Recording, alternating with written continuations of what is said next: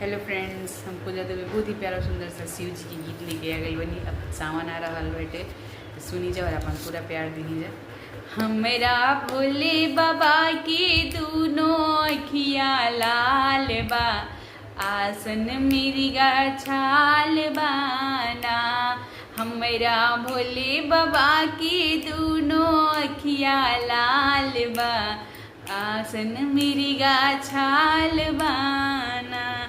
गौरा करे हाथ जोड़े शिवजी भंगिया पियल का छोड़ी। गौरा करे हाथ जोड़े शिवजी भंगिया पियल का छोड़ी।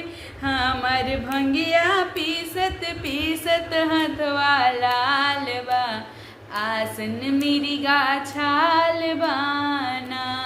हमर भंगिया पीसत पीसत हथवा लाल बा, आसन मिर्गा छाल बाना।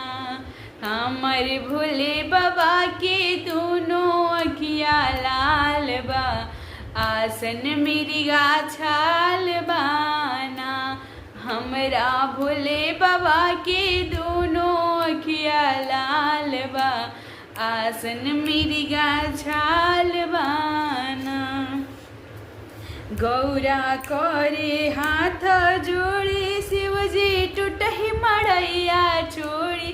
गौरा करे हाथ जोड़ी शिवजी टूटही मड़ैया छोड़ी। हमर मड़ई लेपत लेपत हथवा लाल बा, आसन मिर्गा छाल बाना। हमर मड़ई लिपत लिपत हथवा लाल बा, आसन मिर्गा छाल बाना। हमरा भोले बाबा के दोनों गलिया ना रे पगली अखिया